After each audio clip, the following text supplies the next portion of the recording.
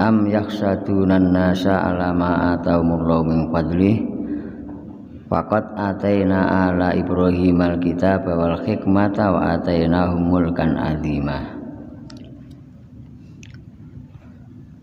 Am yaksuduna apa to balik nggih ai bal ayak suduna balik apa to padha hasud padha drengki sapa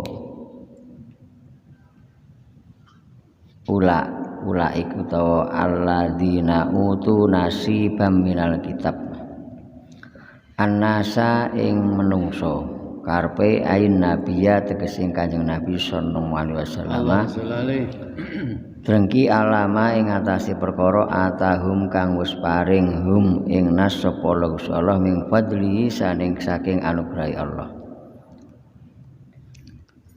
Ma atahum iku mau isine minan nubuwati nyatane kenabian wa kasratin nisa lan akeh bojo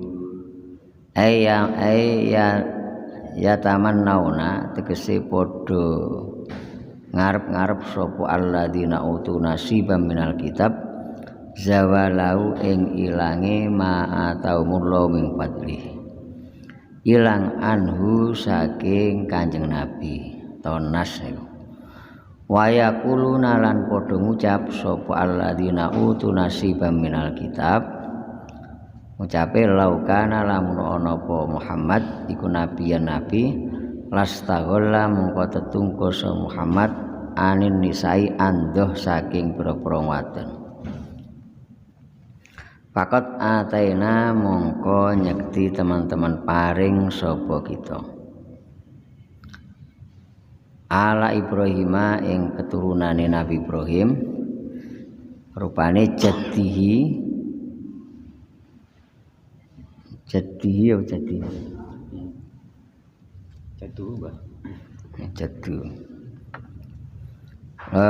rupane mbae Kanjeng Nabi ka Musa kaya Nabi Musa jaddihi ka Musa ka Nabi Musa wa Daud lan Nabi Daud wa Sulaiman lan Nabi Sulaiman.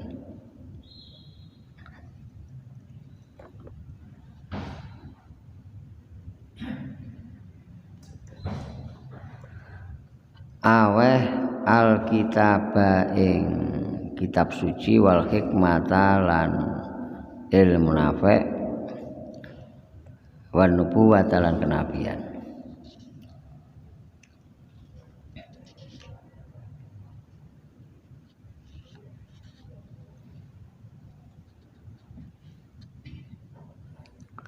Wa ataina lan paring sapa ingsun hum ing ala Ibrahima mulkan ing keraton azima kang agung.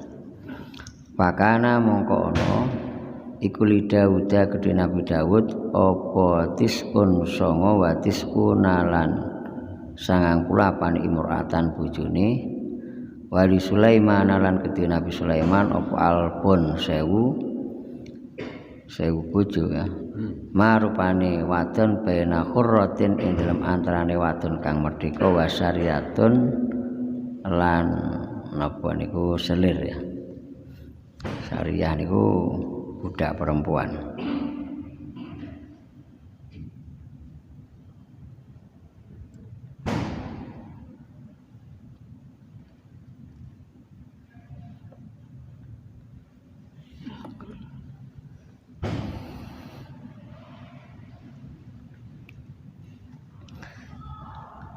Bahkan mereka drengki terhadap nas, terhadap Nabi atas anugerah yang diberikan Allah kepada Nabi. Kalau ini dipun sebutaken bahwa beberapa penyimpangan-penyimpangan orang Yahudi, diantaranya mereka beriman kepada berhala Jibti dan Tauhid. Kedua, mereka menganggap bahwa orang-orang kafir lebih baik daripada Nabi Muhammad dan pengikutnya. Ketiga, mereka sangat bakhil sehingga andaikan mereka diberi kekuatan oleh Allah, tentu mereka juga tidak akan membagi kepada yang lain. Sing ketiga, penyimpangan mereka adalah hasud, yahsudunan nas, mereka hasud kepada nas. Anas niku sinten? Asal artinya nas niku ya sekelompok manusia, namanya nas.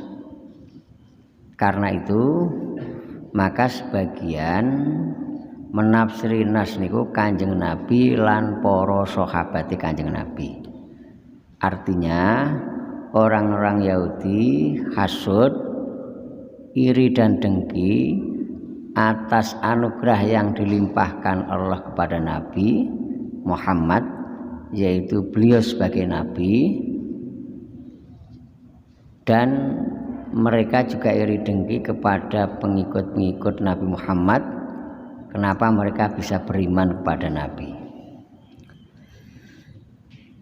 Ini yang pertama. Sebagian menafsiri nas ini maksudnya adalah Arab.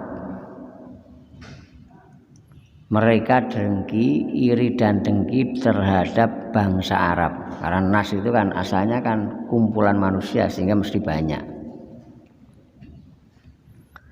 Mereka dengki kepada bangsa Arab karena dari bangsa Arab yang dia anggap kastanya lebih rendah dari bangsa Yahudi justru melahirkan seorang nabi yang paling agung, yang paling mulia, yang menjadi penutup para nabi. Sebagian menafsiri An-Nas itu kaum Quraisy, ya karena Nabi berasal dari suku Quraisy. Tetapi teng Jalalain niki ditafsiri An-Nas niku karepe Kanjeng Nabi. Cara teng ilmu balaghah sastra Arab diarani itlaqul kul tapi iradatul juz, mengucapkan kelompok manusia tetapi yang dimaksudkan hanya person dari manusia. Jadi cara sing diomongne akeh tapi sing dikarepe namung setunggal, ngene iku Kanjeng Nabi. Teng napa kok ndameli Anas mboten langsung yaksudu nan nabi ya. Mboten yaksudu na Muhammadan. Tapi karo Allah diarani nas. Niki menunjukkan bahwa kedengkian mereka sesuatu yang sangat-sangat berlebihan, sangat-sangat penyimpangan yang berlebihan. Karena Nabi Muhammad ini seseorang yang memiliki sifat mulia yang dimiliki oleh semua orang yang mulia. Jadi seakan semua kemuliaan, semua kebaikan yang dimiliki manusia ada pada diri Nabi. Sehingga Nabi dikatakan Anas. Tidak dikatakan Muhammad tapi dikatakan Anas, karena semua kebaikan yang ada pada manusia itu ada pada diri Nabi. Sehingga sampai dipuji oleh Allah, wa innaka la'ala khuluqin azim. Karena orang yang paling baik budi pekertinya,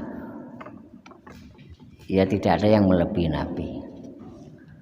Nah, ini juga sekaligus menjadi sindiran yang sangat dari Allah, bahwa hasud kepada Nabi ini berarti juga hasud kepada semua manusia yang baik.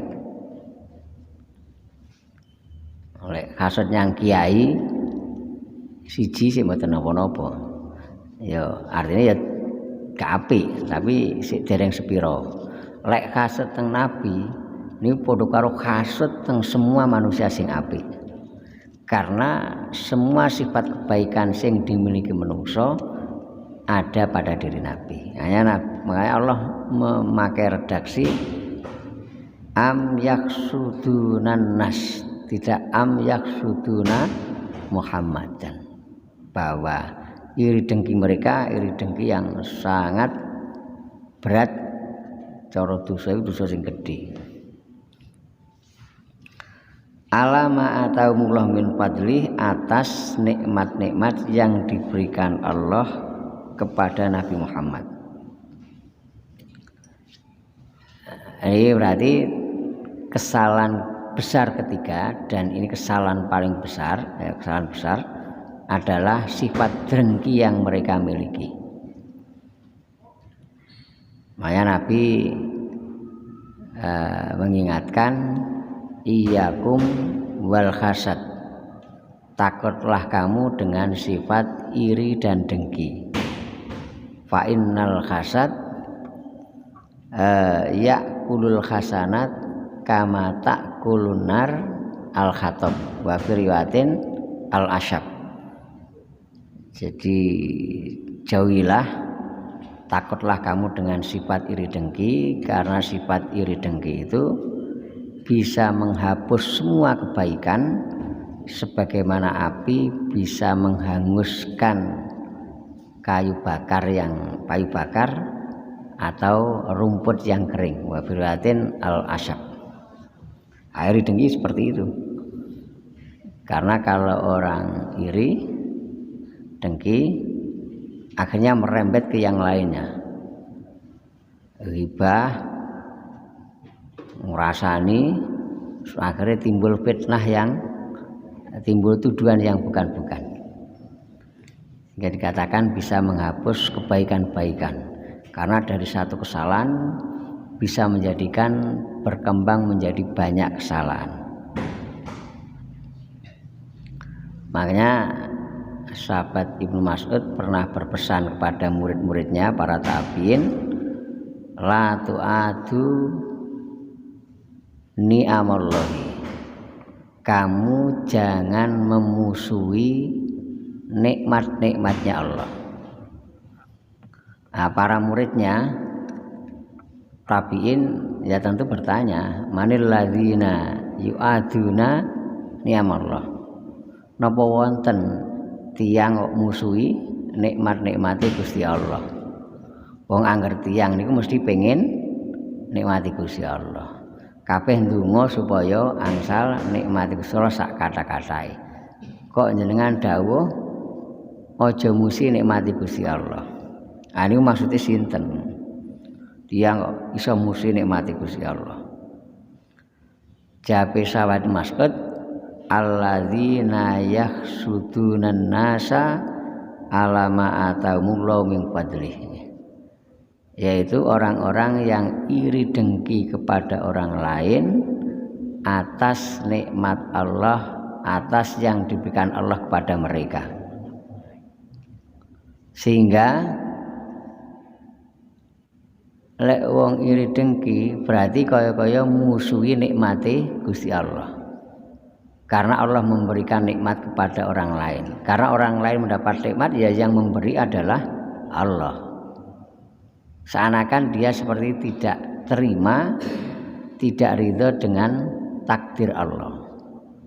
Sehingga istilah sahabat Abdul Mas'ud, orang iri dengki itu memusuhi nikmat Allah. Dia tidak terima dengan takdir dan ketentuan Allah, pembagian Allah. Iri dengki pula, kata ulama, merupakan bentuk maksiat pertama yang terjadi di langit, yaitu ketika malaikat dan para jin disuruh sujud kepada Nabi Adam, kemudian iblis tidak mau karena dia merasa lebih baik daripada Nabi Adam. Khalaqtani min nar wa khalaqtahu min tin. Mereka iri Nabi Adam diberi kemuliaan oleh Allah, mau dijadikan sebagai khalifah di muka bumi dan diberi kenikmatan yang lain. Itu sumbernya ya dari hasad. Maksiat pertama yang ada di muka bumi juga bersumber dari hasad. Qabil niku mateni sedereke kiambak namine Habil ya bermula dengan hasad drengki Qabil terhadap Habil.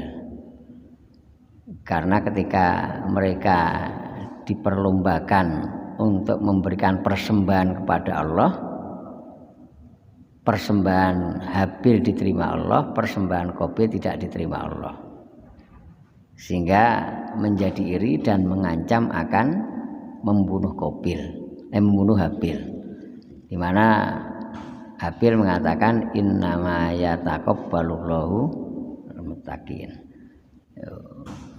Kamu tidak perlu iri, ya saya diterima karena memang yang diterima Allah adalah persembahan dari orang-orang yang takwa.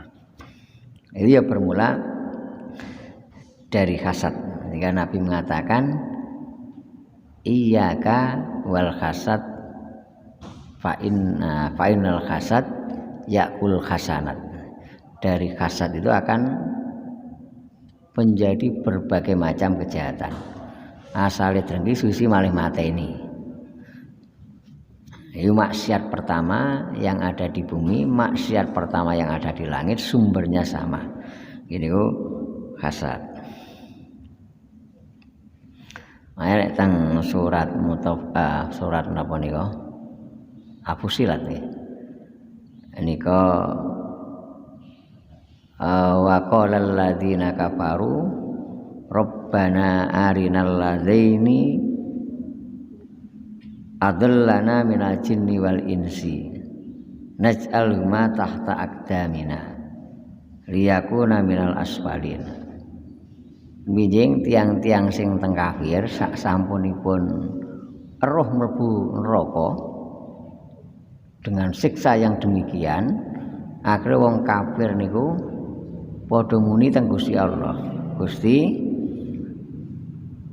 perlihatkan kepada kita dua kelompok yang telah membuat kita semuanya sesat dari golongan jin maupun dari golongan manusia, untuk kita jadikan di bawah telapak kaki kita agar mereka berdua yang berada di neraka paling bawah. Karena kita kafir, kita melakukan kesalahan, ya bersumber dari dua kelompok itu, minal jinni wal insi. Niku kata-kata ulama nafsiri karepe iblis kalian Qabil. Karena awwaluman sanna al kufra iblis, makhluk yang membuat perilaku thariqah sing dadekne kufur, sing ngawali niku iblis, sehingga akhirnya timbul beberapa kekufuran. Wa awwalu man sanna al qatla bi ghairi haqqin Qabil. Yang pertama kali nggawe perilaku sing boten sae sing modeli mateni Qabil, sehingga akhirnya enten diterok-terokne akhirnya dadi. Makanya Nabi man sanna sunnatan sayyi'atan, ya berarti dia akan mendapat dosa dan dosa orang-orang yang melakukan keburukan itu.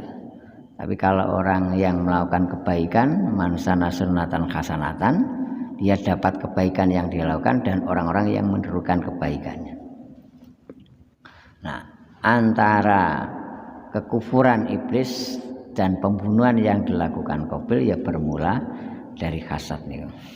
Nah, ini teng mriki dikecam Gusti Allah, am yakhsudunan nasa ala ma atamullahu min fadli.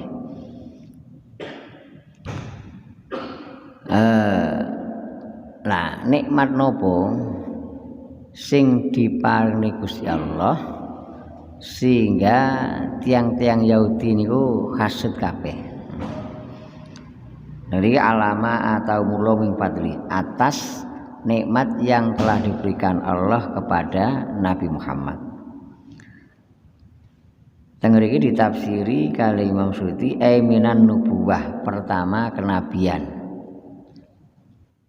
Sing dadi nabi akhir zaman kok Nabi Muhammad. Sebab ngeten ya. Wong Yahudi niku ajeng ngingkari Kanjeng Nabi nemen-nemen niki mboten saged.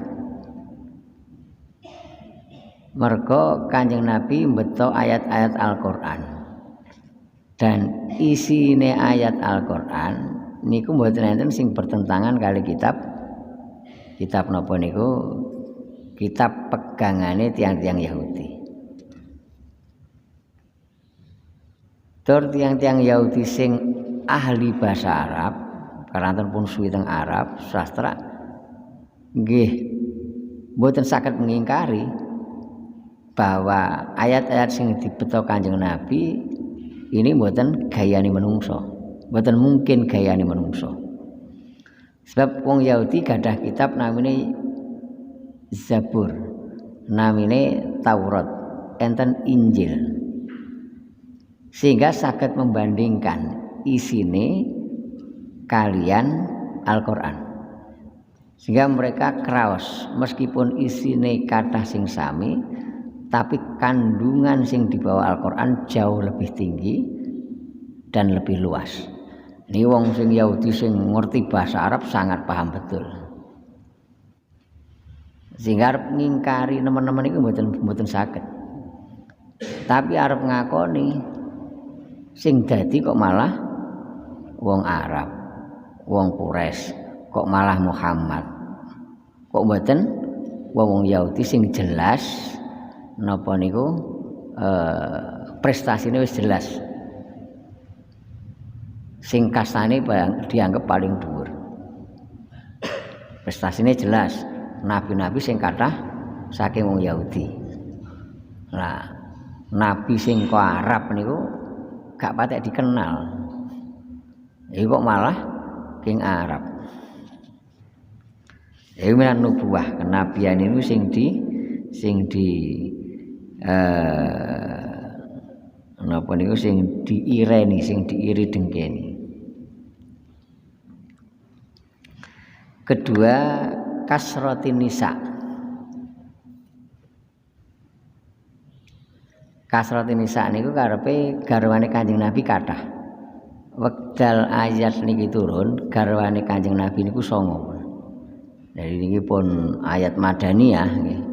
Jadi Sayyidah Khadijah pun sida dan garwane Kanjeng Nabi pun 9.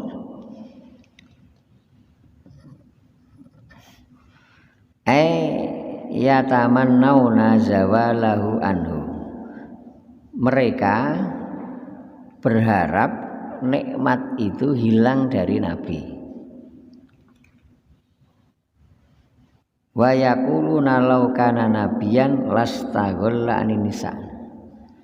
Wong Yahudi tahu muni Muhammad lek nabi mestine ora rabi ae. Mestine sibuk nyang dakwah. Ya kok rabi bojone ngantek 9. Sehingga Gusti Allah dipun dawuhaken faqat ataina ala Ibrahimal kitaba wal hikmah wa ataina mulkan azima. Lah kenapa harus didrengkeni? Karena Muhammad menjadi nabi dan istrinya banyak. Toh Allah juga sudah pernah memberikan kepada keturunan Nabi Ibrahim seperti Musa, Nabi Daud, Nabi Sulaiman, Al-Kitaba wal Hikmah, memberi mereka kitab, memberi mereka hikmah ilmu yang manfaat, memberi mereka kenabian. Banyak dari orang Yahudi juga pernah jadi nabi. Banyak dari orang Yahudi yang menerima kitab-kitab dari Allah. Kemudian banyak dari orang Yahudi yang jadi ulama-ulama. Nah, ketika itu Allah memberikan kepada yang lain, kenapa mereka harus iri? Mereka kan sudah pernah mengalami seperti itu. Wa atainahu mulkan azima. Allah juga sudah memberikan pada mereka kerajaan-kerajaan yang besar. Termasuk di antara nabi-nabi mereka istrinya juga tidak hanya 1-2. Hingga teng mriki didhawuhne fakana li Daud tis'un wa tis'una mra'atan. Nabi Daud istrinya 99. Yang kemudian nanti akhirnya menjadi 100. Ketika sudah punya 99, kemudian masih ingin menikahi istri dari salah seorang anak buahnya, sehingga jadi 100, akhirnya jadi diperingatkan oleh Allah. Sementara Nabi Sulaiman punya perempuan 1000, ya. Menurut sebagian yang 300 itu sebagai istri utama, yang 700 istri yang bersifat menjadi selir. Nah itu kok tidak dipermasalahkan oleh orang Yahudi, sehingga ketika turun ayat ini kemudian Nabi bertanya kepada orang-orang Yahudi,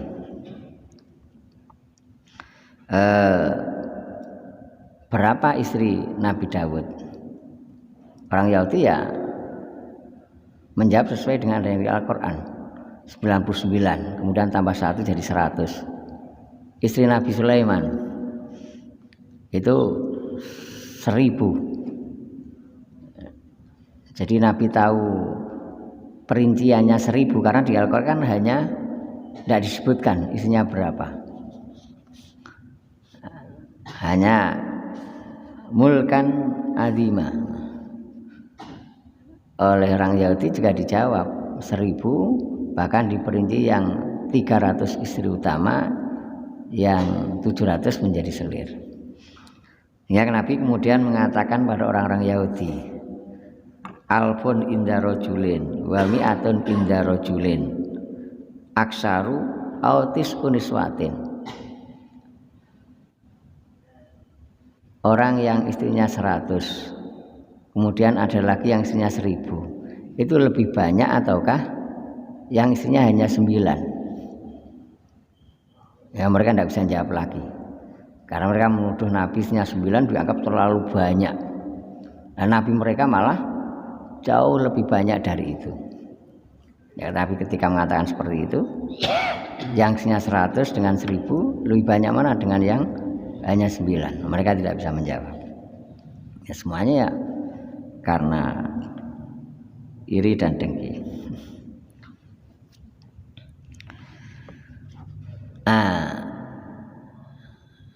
Sebagian ulama menyebutkan bahwa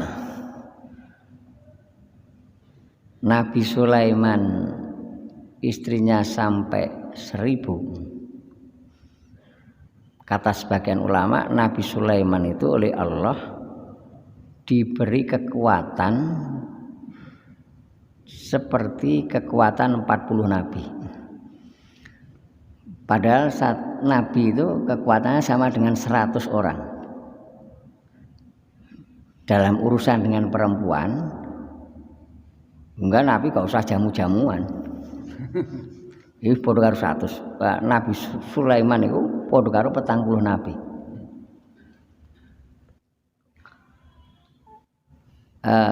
Nabi Muhammad malan dulu di tafsir yang Faktu Harsakum An-Nasitum, ya, tafsiran Nabi Sahihan Imam Sawi, ada yang mengatakan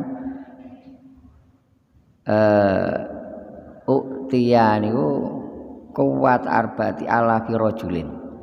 Nabi itu sama dengan kekuatannya 4000 laki-laki. Min ahli dunia fil jima. Nabi Muhammad. Lek napa niku satu nabi itu 100. Nabi Sulaiman seperti 40 nabi. 40 kali 100 berarti 4000. Nabi Sulaiman itu kekuatannya seperti 4000 laki-laki.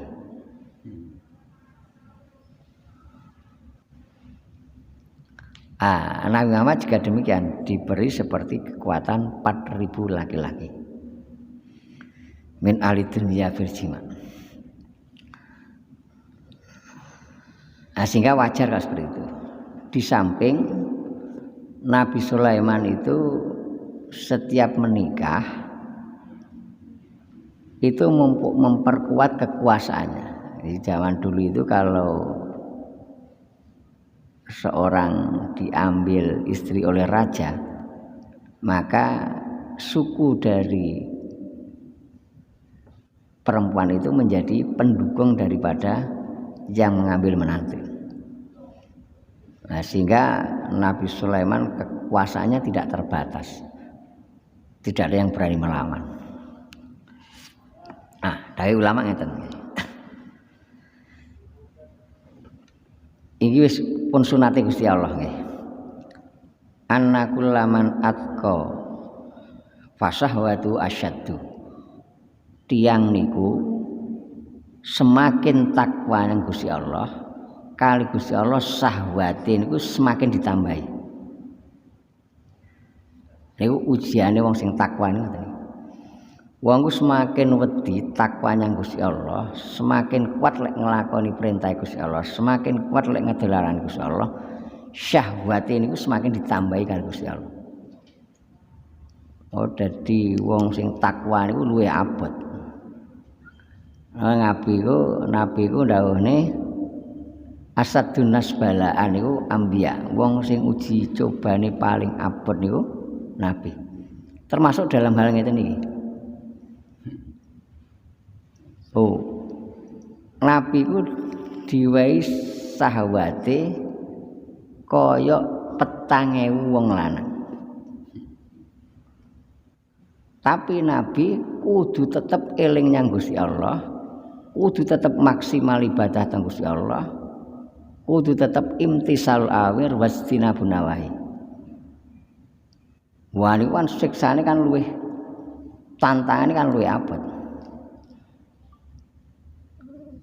Kita kok diwehi kekuatan ngoten niku wis ora kok bernyapa-nyapa. Wis maksiat tok mesti gak kuat, ora kok eling Gusti Allah. Tapi Nabi niku minimal diwehi kekuatane kaya 100 wong, nafsune 100 wong.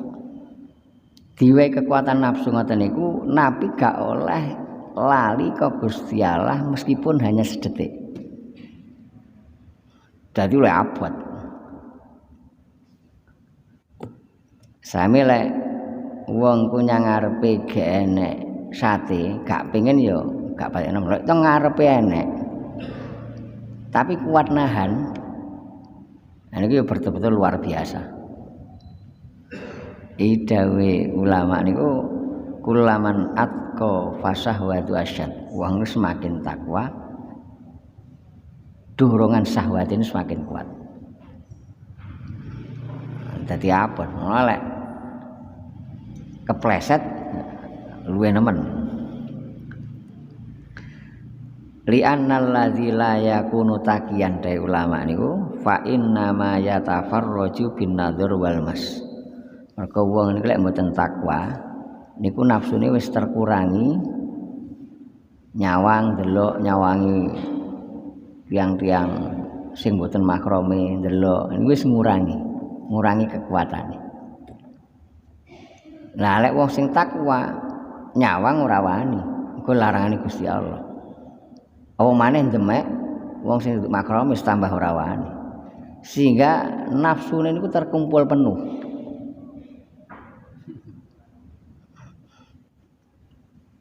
Sehingga Nabi Sulaiman niku kekuatane padha karo 4.000 wong lanang. Sehingga luwih bojo nganti 1.000. Wis dadi bojone dilampiasne mboten napa-napa. Ora dosa. Tapi lek kados ade kok diwehi ngoten niku wis nabrak-nabrak wis mesti.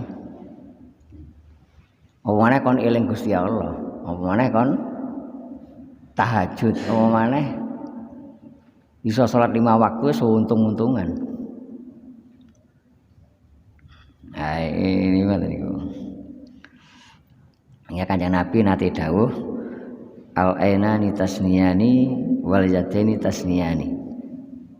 Mripat iku duwe bagian zina, tangan iku duwe bagian zina. Lek mripat iku tinggi nyawang tiang sing mboten mahrami dengan nafsu ya dadi zinane mripat.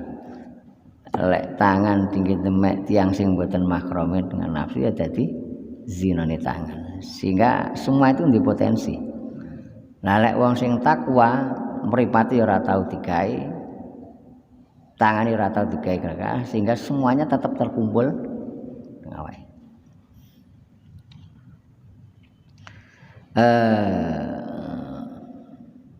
Wal muttaqi la yang dulu wala yang musuh fatakunu asyahwatu mustamiatan. Cara wong sing takwa wis ora tau jelalatan, ya ora tau ngurayang-rayang sehingga nafsune niku ora kurang belas. Bayakunu aksara jimaan sehingga wong takwa niku cara jiwa luwih kuat timbangane sing mboten takwa. Mergo wis terkurangi. Wong sing mboten takwa wis terkurangi yang dalan-dalan. Jadi napa lek sing takwa ini sering terkurangi, sing utuh, sing ngempel. Ayo. Dewe napa niku Syekh Abu Bakar Al-Warraq niku kullu syahwatin tuksil qalba ilal jima. Setiap syahwat niku lek dituruti ndadekne atau sehati.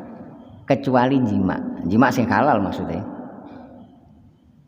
Jima niku lek sing halal mboten bakal ndadekne ati niku atos. Mangan sahwate napa kok dituruti niku sedene hati. Tapi lek jima mboten. Fainau yusfil qalbah dari Syekh Abu Bakar Al-Warraq niku wong wali gedhe lek jima malah meningne ati. Lek dilakoni dengan halal, dengan tata cara sing bener. Bismillah, Allahumma janibna, niate keturunan sing apik, niate ngreksa ben gak zina. Iku malah yusfil qalba.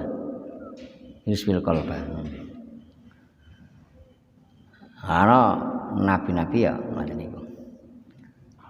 Nah, Nabi Sulaiman sik mendingan kekuatane padha karo wong 4.000 tapi bojone 1.000. Lah Kanjeng Nabi kekuatane padha wong 4.000 tapi dijatah 9.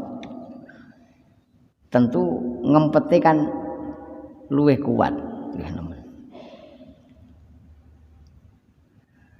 Ayo niku sehingga ngantos nabi-nabi ngenten sing ngoten niku sing kathah-kathah niku selama Nabi Sulaiman nggih ngoten niku wau. Faminhum man amana. Nggih Kanjeng Nabi nate dawuh nggih. Hubbiba ilayya min dunyakum an-nisa wa tib wajilat qurratu ain fi shalat. Hubbiba ilayya sehingga Kanjeng Nabi ini gaya hasrat lek teng tiang istri karepe sing bojone. Itu ya hasrat nemen. Terus minyak wangi. Engko Kanjeng Nabi niku kan mesti rapi, penampilane wangi. Memang kali salat digawe ngoten niku. Terus wajilat qurratu aini salat. Nek kadung salat mantenge mboten karu-karuan. Nah niku. Napa nika lek teng faktu kharsakum annasitum nika kan dawuh para wali, bahkan para wali niku lek ngumpuli bojone justru dengan ngumpul ini kadang timbul mukasyafah, terbukae singkap. Mergo wong niku lek wis ngumpuli umume wong lali karo Gusti Allah. Tapi lek para wali, para nabi ketika ngumpuli tetap eling Gusti Allah. Bismillah, Allahumma janibna tetap eling yang Gusti Allah di saat wong terlena dalam urusanku. Wah niku sing dadekne mukasafah niku diantarane ngoten. Nek saged ngoten nggih luar biasa. Bakat dadi wali. Urusan jima iso sesuai tata kramane syariat, tetep eling teng Gusti Allah, tetep eling tuntunane Gusti Allah, wis bakat dadi wali. Wa minhum wis napa niku. Fa minhum man amana bihi wa minhum man sadda anhu wa kafa bi jahannam sa'ira. Niku barang tabu, tapi jane mboten tabu. Lek napa niku mari Nabi dawuhken wa fi buti ahadikum sedekah. Famin humman amana bihi, memang niku wis napa niku nggih. Wis Gusti Allah sing ndamel ngoten niku. Memang ngoten niku. Memang iku fitrah sing wis didamel Gusti Allah. Hanya Gusti Allah ndadekne Nabi Adam, bariku suluk ndadekne Dewi Hawa. Wis manten ngoten niku.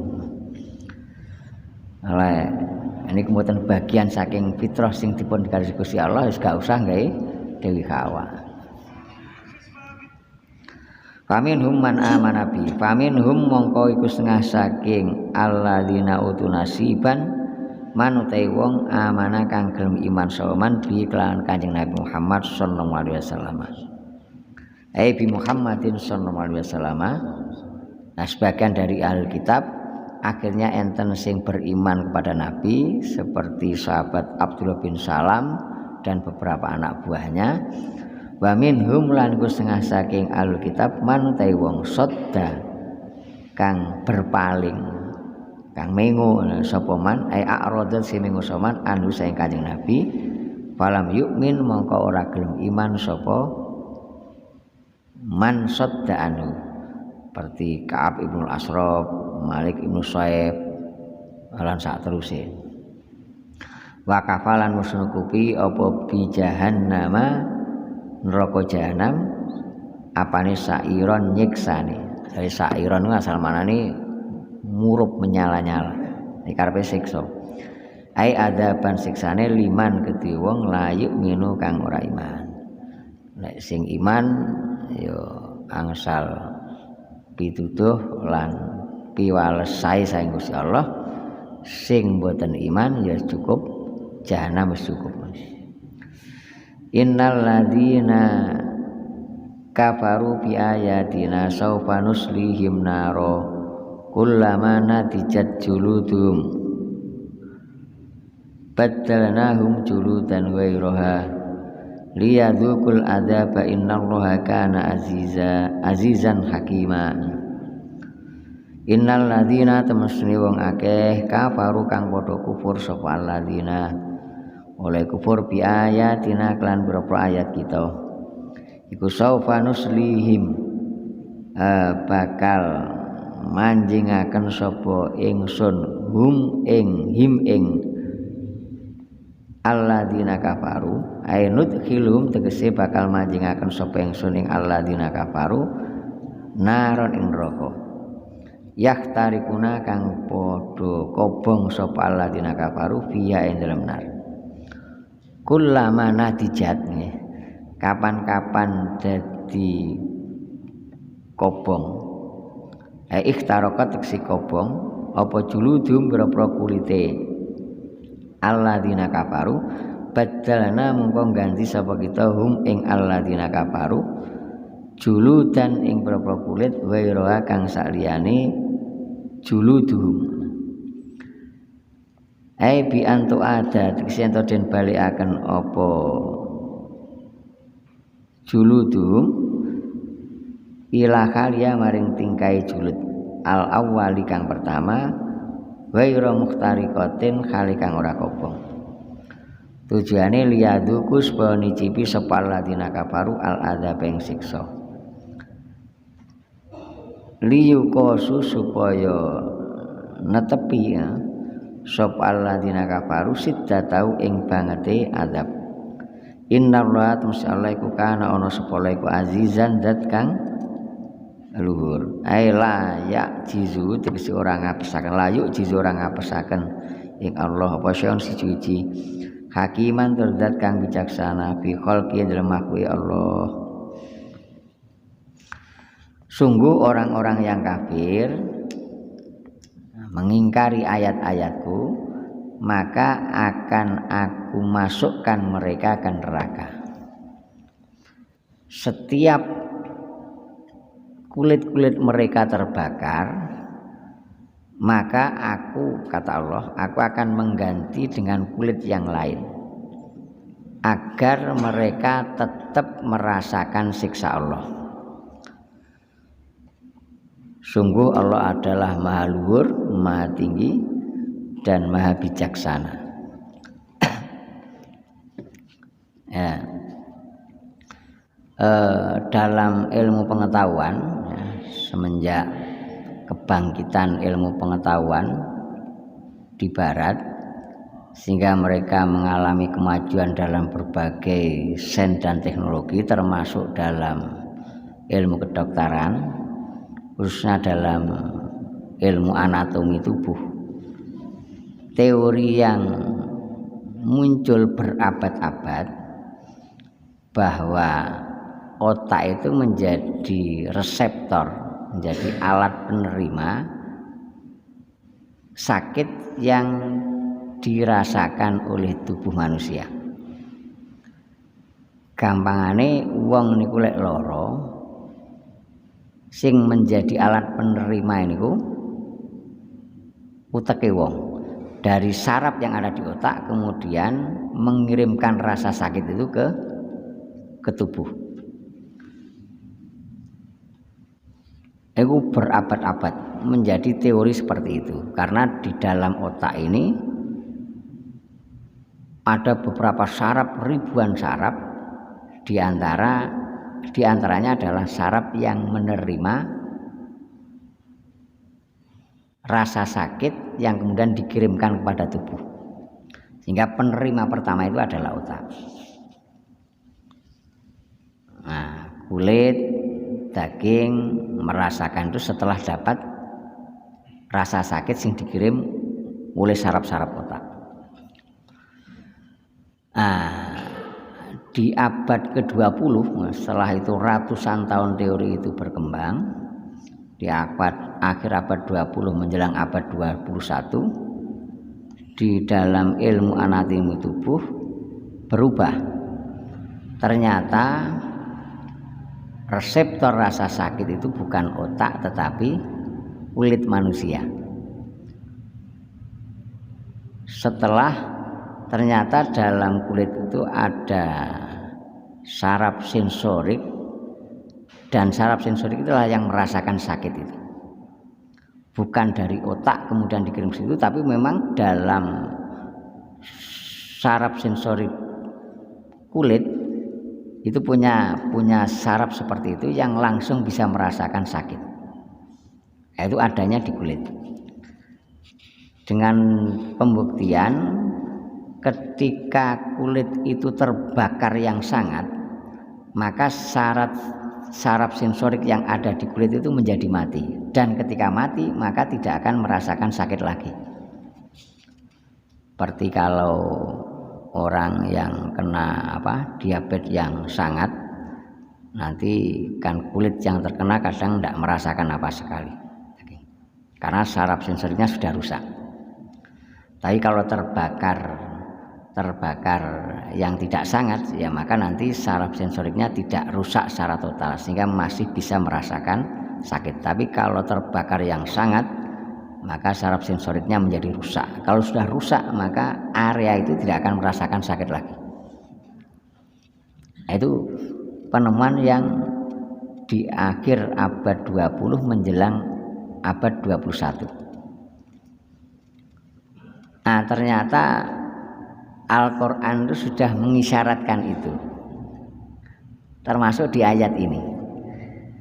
Allah menggambarkannya, orang-orang yang mengingkari ayat-ayatku maka akan aku masukkan ke neraka.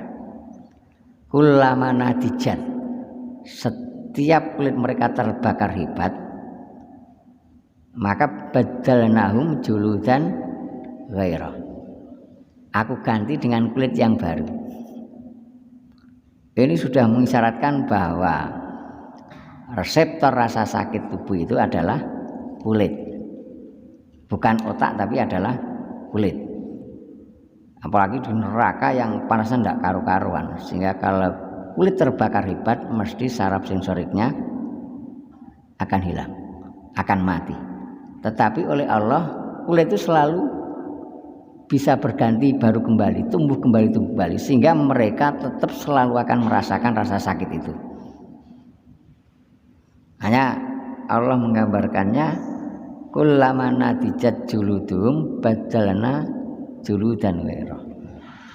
Sehingga banyak sekali keterangan-keterangan Al-Qur'an yang kemudian baru dipahami dengan jelas setelah penemuan-penemuan, pengetahuan-pengetahuan yang ratusan tahun seperti itu. Ini Al-Qur'an sudah membicarakan ini 1400 tahun yang lalu.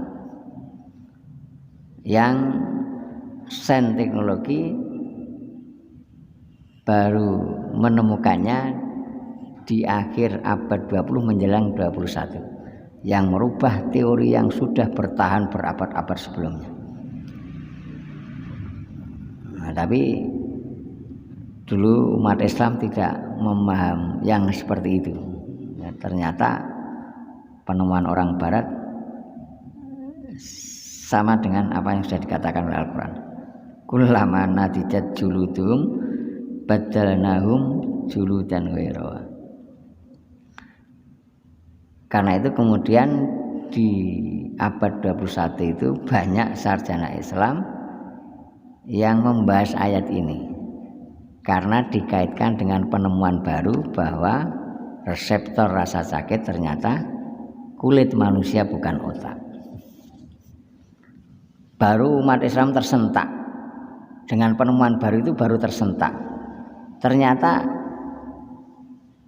ayatnya sudah ada 1400 tahun yang lalu, yang dulu tidak dipaham sampai seperti itu. Nah, karena Allah mengatakan setiap terbakar api maka kulitnya langsung berubah seperti semula, agar liyadzukul azab, agar mereka tetap merasakan siksanya Allah. Karena kalau sudah terbakar hebat, saraf sensoriknya rusak, manusia tidak merasakan sakit lagi. Tapi setiap itu tumbuh menjadi kulit terus, ya dia akan tetap merasakan siksa itu. Makanya liyadzukul azab. Sungguh Allah Maha Tinggi, Maha Mulia, Maha Luhur, dan Maha Bijaksana. Oke, dan kurang lagi mohon maaf. Akhir kalam. Assalamualaikum warahmatullahi wabarakatuh.